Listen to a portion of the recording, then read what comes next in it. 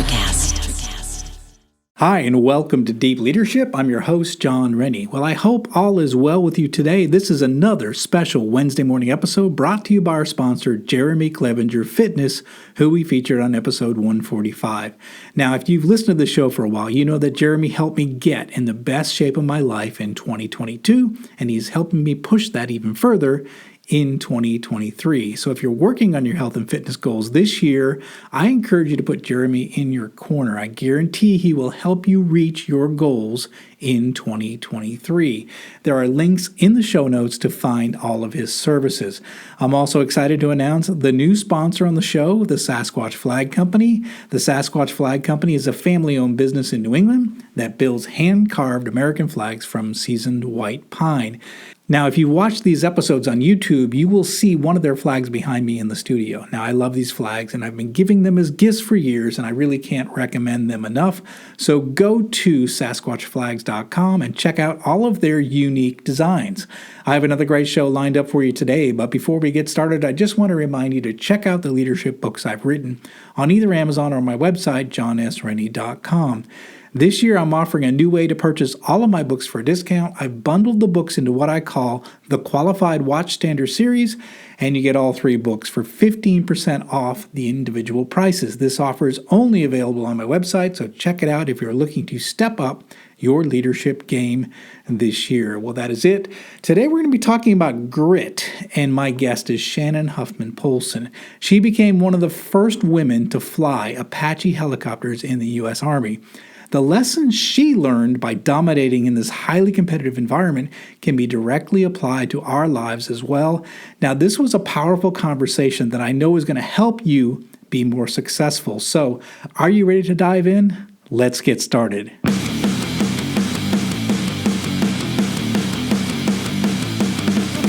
Welcome to Deep Leadership. Leadership is a people business. That's the philosophy of your podcast host, John Rennie. As a former Cold War submarine officer who spent 20 plus years leading businesses in corporate America before starting his own manufacturing business, he knows that leadership matters. Are you ready for some real-world actionable advice from John as well as his expert guests? I'm ready. The show starts right now.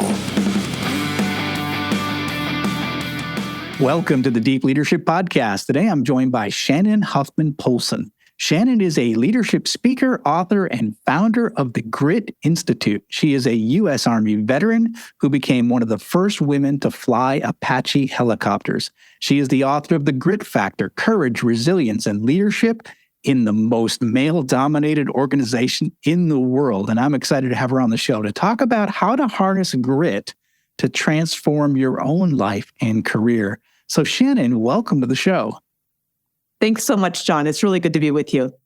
Yeah, it's an honor to have you on the show. And I'm really interested in hearing your story, your journey, and how grit helped you get through some really difficult things that you did in your life. So let's just dive right in. Tell us about your background. You know, you served in the Army, you flew Apache helicopters, which is a rare thing for women to do at the time. Tell us about that experience and what did you learn about yourself from your time in the service? Yeah, that's. I feel like that would be a very, very long answer potentially to that question, but I did. I had the honor to serve for 8 years in active duty, 2 years in the Guard, back in 1993 until 2001, and I had come out of the ROTC program at Duke University. And aviation had always been an interest of mine since I had grown up in Alaska, which is where the largest concentration of small planes and private aviation is. But then I had a chance as well to work with the National Guard for the 130th out of Raleigh, North Carolina, and was part of that aviation unit for a couple of years while I was still in college. And so the aviation world was definitely of interest. And I always had this feeling, when you're 20 years old or 21 years old, that if you're going to serve your country, you may as well do it doing the hardest and the coolest thing that you can find. And aviation was definitely that. It was, I was very fortunate to grow up with a family that was very supportive and told me I could do whatever I wanted to do. It was definitely eye-opening to go into an environment where there were people who were also very supportive and were phenomenal to work with. Some of the best people I've ever known in my life. And there were others that were less excited to have Lieutenant Huffman show up when she was 23 years old as the only female out of 120 male combat pilots. So though no, there were some very real challenges that came with that. And some of it looking back was part of just being a young person, young officer, a young lieutenant coming into any sort of a role. And all lieutenants go through some of those challenges of learning to get their feet on the ground. But there was definitely resistance in ways that I had not experienced before in my life. And I was, I guess, fortunate about that in some ways. And in other ways, I had to grow up really quickly. When did you realize, now when you started ROTC, was there the option to be an Apache helicopter pilot? Or when did you find out that there would be a likelihood that you could apply to that program? Well, yeah, it wasn't actually ever in my mind. And it wasn't because I started college in 1989 and the combat exclusion clause wasn't lifted until 1993. And so right before graduation is when that clause was finally lifted and attack aviation became open to women. And honestly, it hadn't struck me as an opportunity or even as something that I was considering because it was simply not open. But when I went to get my assignment for the years ahead in North Carolina from the state aviation officer, I was still just a cadet. I was still just a college student. I remember the state aviation officer interrupting me just a few sentences in to our conversation and looking at me and saying, "You realize you will never fly an attack aircraft." And I think there was a part of me that was just... And I recognized his comment at the time because at the time it wasn't open at all. But I think that probably was what made me be interested in the first place. And so that was a spark that then turned into a flame once that combat exclusion was lifted. Wow. And so why Apaches? Was that something that really appealed to you? Was it like the alpha, like the top tier kind of aviation role that you could get into? Is that, and you're like, look, if I'm going to do it, I might as well be the best and do the most difficult.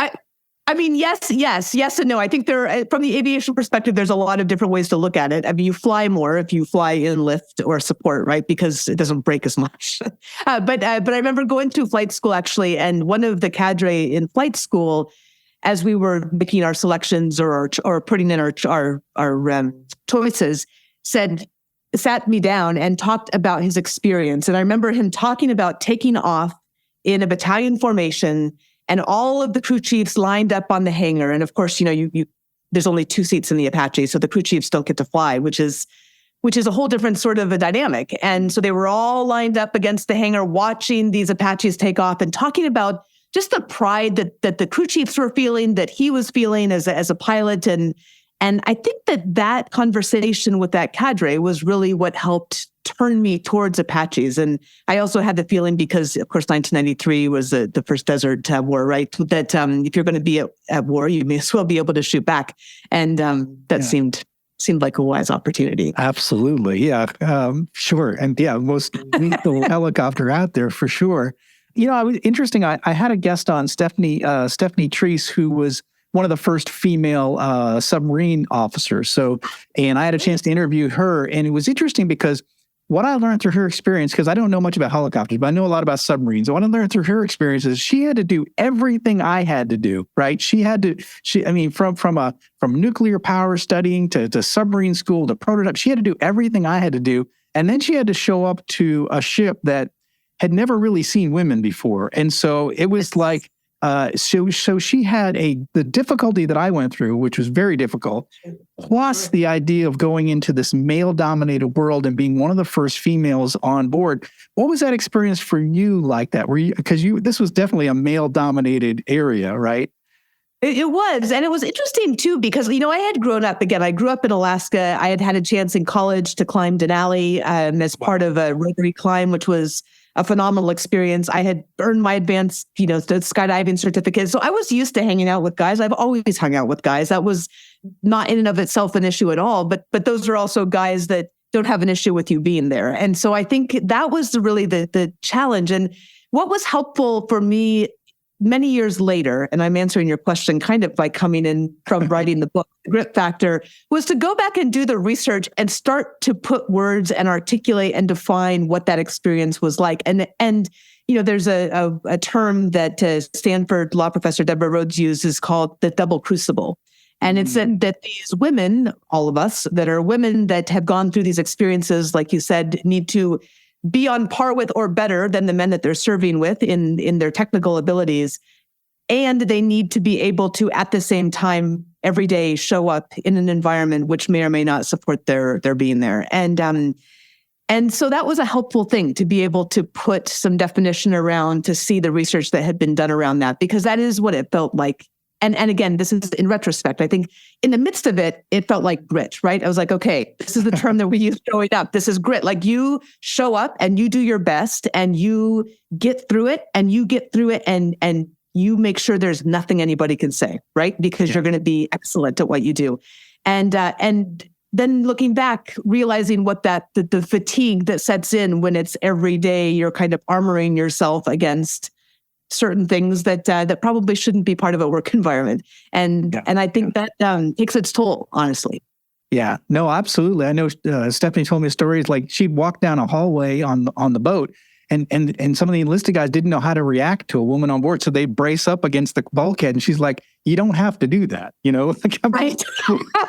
And she's like, and I was thinking to myself, like, I've never had to deal with that end of it, and I'm sure there's many other stories she didn't tell me, but that kind of the idea of like, the environment wasn't ready or used to it, or they weren't fully prepared for this. It was new, right? And so everyone didn't know how to react. I mean, when I served on submarines, it was an all male crew. We didn't have any. Sure. So it's a novelty. It was new. It was like, okay, how do we deal with this now? And she was part of that early group that went on board the boats. And so, through her story, I can picture this similar thing where you're showing up and like, you're the only woman in the room, and so right. It does add, like you said, a double crucible. It's actually twice as difficult because you're overcoming the difficult technical challenges of learning how to fly like this advanced helicopter, and then being a groundbreaker, in terms of being one of the early females doing this. So unbelievable.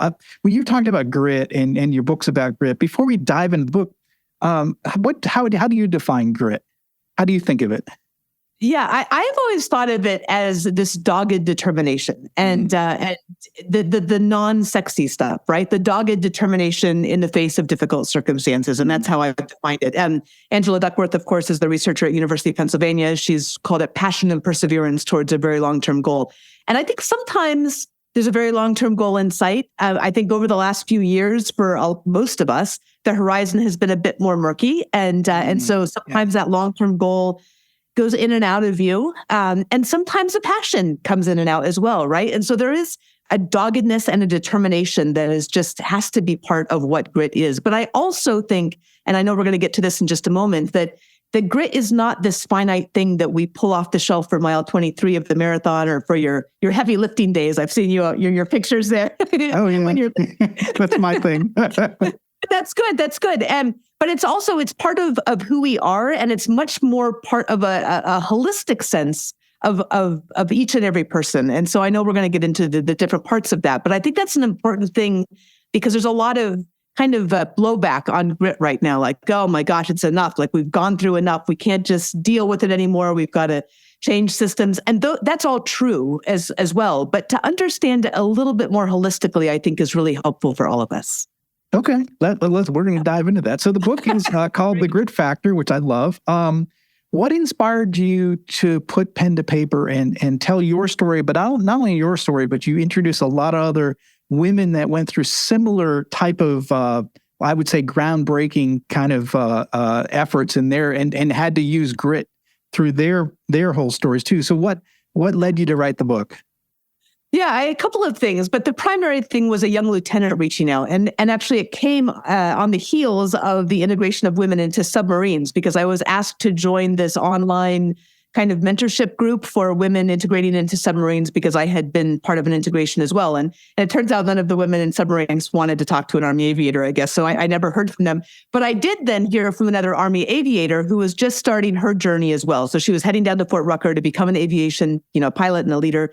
And she asked if I would be her mentor online. And I said, of course. And, we didn't exchange a huge number of emails, but because of her request, my initial response was, of course, I'd love to do this. And then I thought, wow, well, wait a minute. I've been out for a while. I went through business school. I've been working in the corporate world for a while. Now I wrote my first book, which is called North of Hope. And now, it's been a while since I've been in, and I was part of this early integration. So that's a lot different. And surely I need to find a way to scale the advice that I offer to this young leader, because I got out as an 03. You're much more senior than I am, and people have had a lot more experience, and people have had many different experiences depending on who they were and what the circumstances were. And so I started a project of just a blog, like I called it the Grit Project. And I started reaching out to people who would connect me with people. And then I tried to start varying the services and varying the ranks and the different experiences. And I ended up talking to general officers from across the services, a Coast Guard, one of the first combat rescue swimmers, one of the first women Army Rangers, and many, many, many more. Actually, one of the first women submariners as well. Submariners, sorry. Submariners, yes. Well, sorry. We're funny about that. I don't know why we are, but we are very funny about that. So you should, I understand that that's a faux pas there, so I apologize. But 201, people, I think women don't often share their stories because we are conditioned to be more modest in some ways, and that we shouldn't talk too much about ourselves. And actually, from the military perspective, it's hard to talk about yourself. You have to get over the we and get to the sharing your story, right?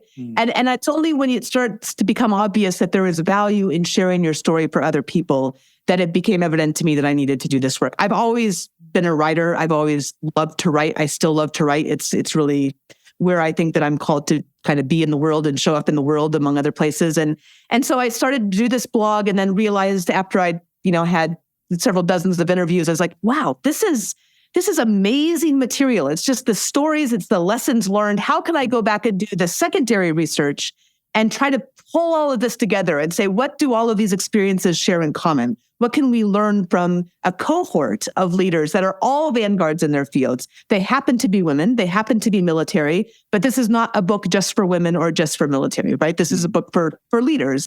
We'll be right back after a quick word from our sponsors.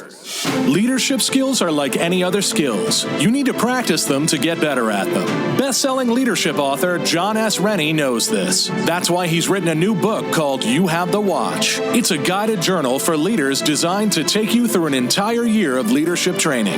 By the end of the year, you will master 50 of the most important leadership skills. If you want to have a greater impact on the results and people in your organization, go to youhavethewatch.com and pick up your copy today. This episode is brought to you by Jeremy Clevenger Fitness. As a high-performing leader, you know that leadership isn't about telling people what to do. It's about leading by example. And for most people, the one area that they're lacking when it comes to leading by example is their health and fitness. By improving your health and fitness, every other area of your life improves. But how do you get and stay fit as a busy leader? Well, you do what you've always done. You hire the best person for the job. Don't struggle on your own. Put Jeremy Clevenger on your team. Jeremy will work with you to take your physique, mindset, nutritional habits, and more to the next level with his step-by-step, all-inclusive coaching program. Now, I've worked with Jeremy for the past year, and I'm in the best shape of my life. If you want to step up your game, reach out to Jeremy at apexperformancesystems.com to find out more and get your initial consultation scheduled with him today. This episode is brought to you by the Sasquatch Flag Company. The Sasquatch Flag Company is a family-owned business in New England that builds hand-carved American flags from seasoned white pine. Each flag is hand-built, and each star on the flag is hand-hammered and chiseled. No two flags are alike. They offer a variety of flag designs to honor the police, military, firefighters, dispatchers, and search and rescue personnel, to name a few. These stunning handmade flags look great in an office, a studio, the back porch, or above the fireplace mantle. They make the perfect gift for the veteran, first responder, or patriot in your life. Now, I love these flags, and I've been giving them as gifts for years, and I was a customer long before they became a sponsor of the show. I can't recommend them enough. So if you're looking for that perfect, uniquely American-made gift to give away, or if you want to treat yourself, go to SasquatchFlags.com and get your order in today. I love how just like a spark can create a flame. And that's, as I've had a lot of guests on the show, a lot of authors, first-time authors, and they'll say, yeah, just something will spark their like people want to hear this story. I need to write this story. I need to tell this story. So, my hat's off to you to not ignore the spark, but actually do something with it, because I think it's really important to share these experiences for the next generation, the next group of people that are going to be going through these similar type of double crucible moments for sure. Could you maybe tell us maybe an example of maybe one or more of the people that were in your book, and maybe some aha moments from their stories that were like, oh, that's very similar to mine, but this is really unique. Anything that really stood out? My gosh, there are so many that stand out in so many ways. There are fighter pilots and infantry officers, and of course our submariner. There we go. But yeah, I would say there are things that they share in common, and that is part of what I now call the grit triad. But the specific moments, yeah, there are so many of them. I guess one of them that I'd love to bring up is Erin McShane, and she was also one of the first women Army Rangers. I think she was maybe, I don't know, the 10th or something. Anyway, in that first group of incredibly tough young women. And then she also went to sapper school as well, which is the advanced kind of engineer training. And she felt almost more proud of her sapper experience. But she talked about going out during Ranger school and failing one of the patrols. And she was carrying the heavy weapons, and she was doing doing her best. And she failed one of the patrols. And she realized that, what it was that she needed to learn through that process. But then she said she talked to a mentor later. And I just love this, because most of us who really push ourselves hard can really deeply internalize failures, right? And overthink them and to the point where it could be really detrimental. And she said that the mentor told her words that now I will never forget either, which is that failure is not a reflection of the person. It's a reflection of the methods that were chosen. And that, in a way, releases you to do the work, to do it differently and better the next time. And I thought that was really, really a helpful perspective, especially if you can imagine people in the midst of, days and days of no sleep and barely eating and going through the woods with a heavy pack and all that goes with that. And then failing in the midst of that. And then realizing, okay, this is not about me. This is about what I did. It's about what I chose to do. So I can choose to do something differently next time. And I think that was a really helpful perspective and helpful lesson. I can give you a bunch more, but I like that, and I like the story of failure. We talk about that on the show a lot. It just is how, failure is such a great and powerful teaching tool that it's visceral, it's emotional, right? You don't want that to happen again. So it's like you learn quickly. Like, well, I'm sure learning how to fly a helicopter, an advanced piece of equipment like that, you make mistakes and you learn. And when you do make those mistakes, it's deep. Like, I made a lot of mistakes learning how to be an officer of the deck of this, massive submarine. And, and every time I would make a mistake and I would learn the right way to do it, it's embedded in me now. I'm never going to do that again because I don't want that feeling again, And so failure is sometimes a great and powerful teacher for sure.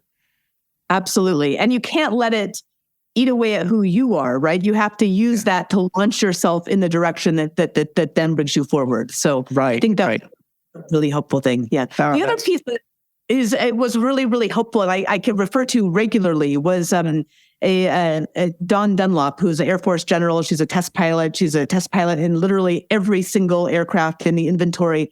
And we talked about, so many things. But one of the things that we really got into that ended up then introducing me to somebody else that was one of her mentors was the idea of mentorship and the importance of not assigning like a woman to another woman necessarily, right? That mentorship has to have some sort of a chemistry. And so she ended up as a White House fellow being assigned to another woman officer where there was just, they had nothing in common. And then she met somebody that you probably may know, Marsh Carter, who now works at MIT. He's mentored a lot of military people.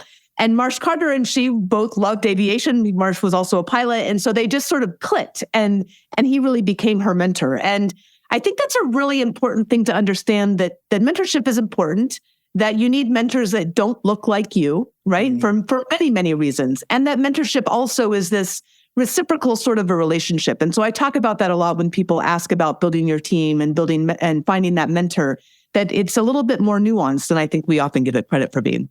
Yeah, I agree. And I think chemistry is a big part of it. And, I think, I've been a mentor, I've been a mentee, and the times where you find the one that's got the right chemistry, it's that perfect moment, and I think that's that if it's forced, sometimes it doesn't work. So I think you're right. And that person may not look like you, may not have a similar path.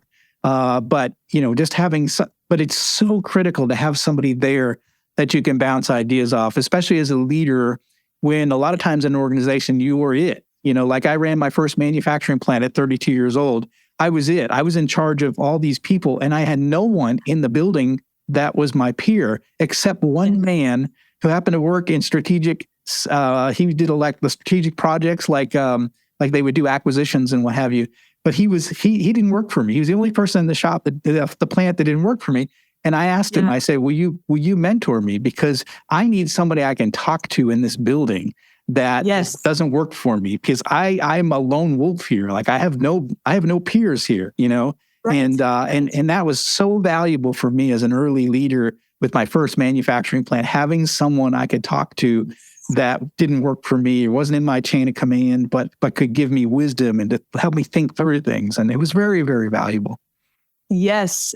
Oh, that's a wonderful story. And it's so important, and it can be hard to find, right? But at the same time, when you're the one in charge, that's also a very lonely place to be. Yeah. Especially when you have to make hard decisions and things get tricky and get a little difficult. It's a very lonely place to be. Yeah, absolutely.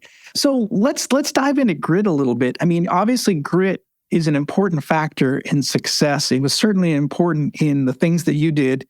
We didn't talk about it, but you a little bit, but mountaineering, like climbing, all these mountains, Denali. I mean, I've been to Alaska once, and I was one of the people that get there and never see the peak because it was covered in clouds the whole time. Oh, I'm sorry. Yes, it's most of the time it is. But you've climbed it, and you've been through these difficult things. So, like, how do you find grit? I mean, how do ordinary people that are going up into something difficult, where do they find the grit? I mean, how did you find it? And then where do other people find it? I feel like I think there are many different approaches to this. And I think it's interesting because as I did my interviews for the Grit Factor, one of the questions I would ask is, can you develop this? Is this something that you just have? What do you think? And most people agree that this is something that you can both find within yourself and develop. And I believe that completely. I don't think grit is just for, military pilots and big mountain climbers. It's for, or I'm going to say this wrong, but so submariners, right? It's for all of us who have it. That's because we've had to find it. But I think it's something that's available to each and every single one of us. And I developed, as I went through all of these interviews, did the secondary research as well, developed something that I call the grit triad. And it's commit, learn, and launch, right? So it's the first part is really owning your past. And it is, it's owning your story, and it's drilling down and tethering yourself to a core purpose. So that's the first leg of it. And that doesn't mean that you are buffeted by your past. That means you do the work to say, here's the raw material of my past. Now I have both the opportunity and the responsibility to shape that raw material in the direction that I want to go. And that is what owning your story is about. It's not just about, there's no victimhood in that. There's no, It's saying, this is my story and this is how I'm going to write my story going forward. And then there's the drilling down to core purpose. I know we're going to get more into that as well. But that's the foundation, I think, of grit and resilience. The second part of that triangle is the learn side. And that learn side is a deep engagement in the present. Every single person I interviewed talked about the team, right? So none of us do it alone, whether that is a spouse or a partner or a best friend and an intimate.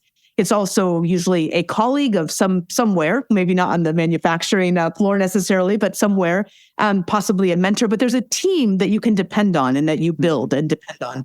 The second part is the art and science of active listening, which is the most critical leadership skill. Every single general officer brought this up and this was actually the most unexpected part for me, to be honest. Yeah. And then finally, on that second leg is mindset. And mindset, I think about both growth mindset, somewhat broadly, as well as the stress mindset, and also this measured optimism or this grounded optimism. And then finally, that third leg is grounded in the past. It's deeply engaged in the present, and it's looking towards the future with audacity, the willingness to take risks and to face failure, with authenticity, the willingness to show up and be who you are, and lead as who you are, which is, I will say, very difficult as somebody that minority in a majority sort of a place. And then finally, adaptability and being able to adapt to changing circumstances. So that's that commit, learn, and launch. It's past, present, future. And I really think of building grit as going through that triad, really starting out with that story and purpose, building that team, and then doing the work to develop that mindset. And then you can go into that launch phase. I love that. I love and I like how you've laid it out. You one of the things you mentioned is purpose, and I think purpose plays a big part of it. And how do you find your purpose? Say this, and we've talked about this on. I have had guests on the show where we talk about I had a purpose when I joined the military, right? But when I got out, I lost it. I came into corporate world and for 7 years I didn't know really what I wanted to do when I grew up, because I had achieved all my goals as a 20-year-old, then what do you do for an encore, right? Very difficult. So if people are listening in and they're saying, well, I don't know my purpose, how do they even, find their purpose and what they want to, go after with this audacity, as you call it?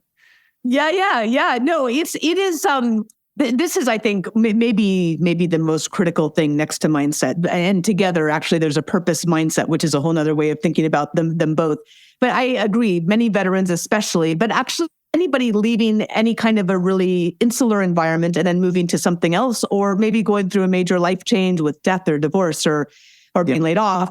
And then there's a lot of people that can relate to all of these, I know. And your sense of purpose can really, really almost disappear. And I think that is become such an important thing that I've developed an entire course just around purpose, because especially during the pandemic, that was a place where people were away from the jobs that they knew. They were away from their routines, right? And the McKinsey studies that were done around the pandemic were really clear that the lack of connection to personal purpose, right? Not the organizational purpose, that comes second, but the lack of connection to personal purpose really results in problems with performance and with engagement and with longevity and all of those factors. And so that connection to personal purpose is both a critical thing for us to do and also for our organizations to do, of course, and hence your question. So I start Paths to Purpose with basically chapter 1 of the Grit Factor, which is owning your story. There's multiple tactical exercises around that.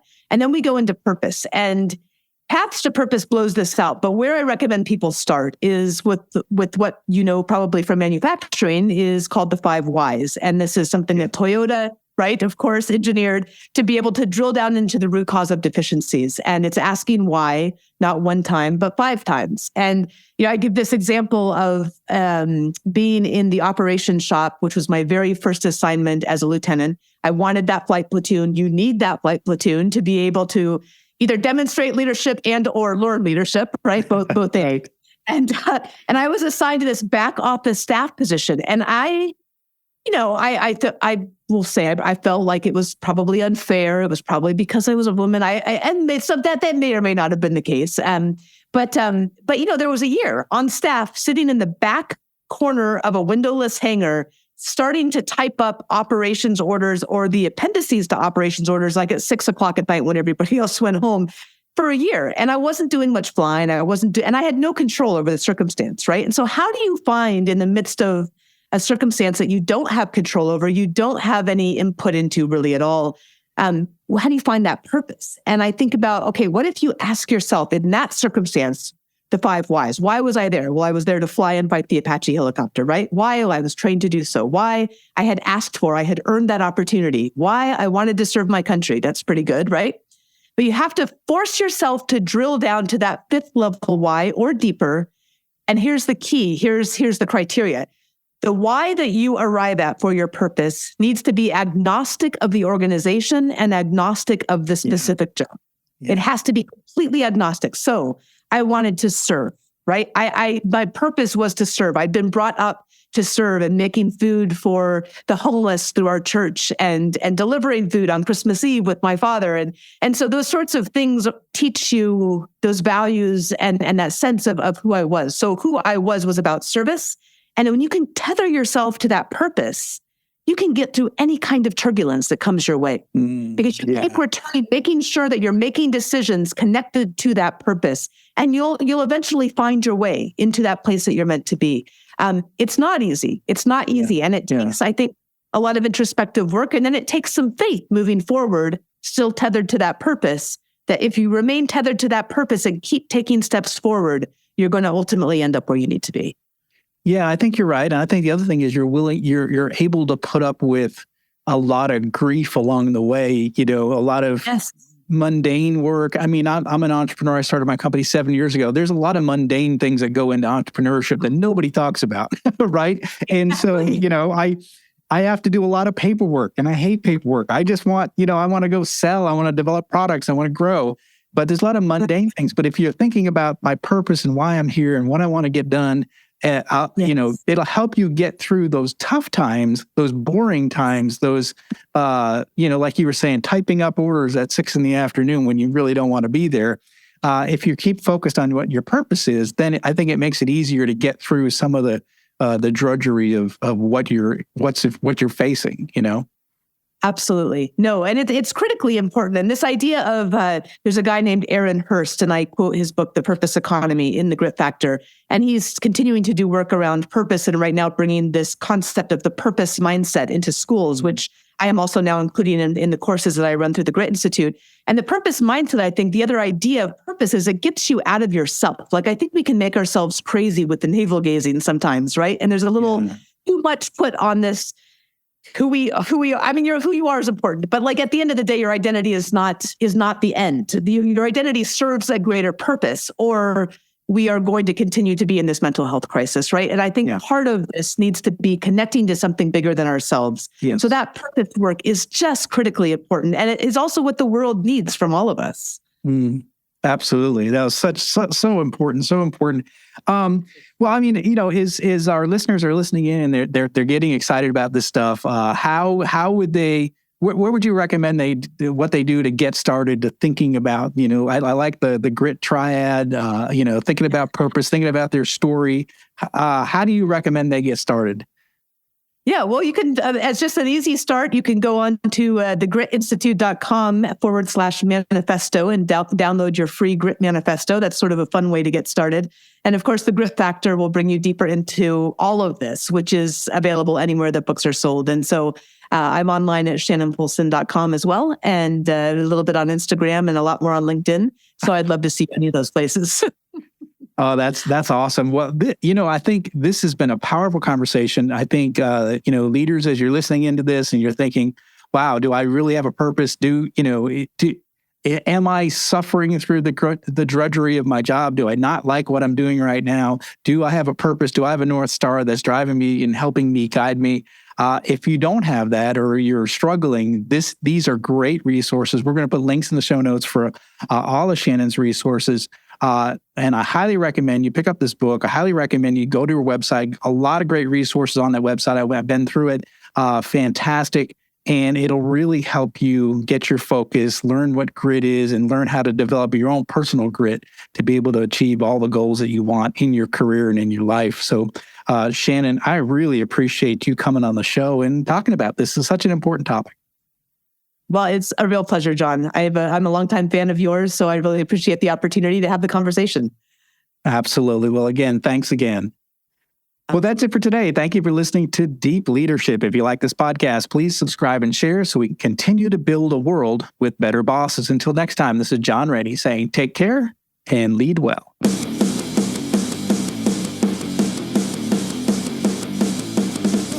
Thank you for listening to Deep Leadership. Thank you. Thank you. Thank you, thank you, thank you for all you do. We hope you enjoyed today's episode. For more information and updates, please visit our website at www.deepleadershippodcast.com or johnsrennie.com. Until next time, take care.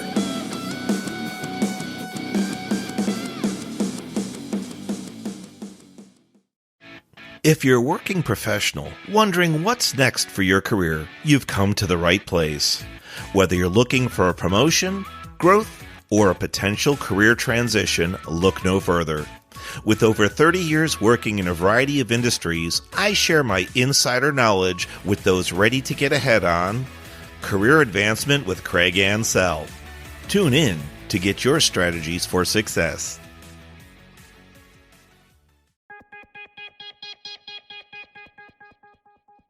Step inside the marketing mirror to uncover marketing secrets, discover gems, tactics, lessons, and campaigns you can use, next gen or fundamentals. Grab the marketing magic to improve your marketing and win more business.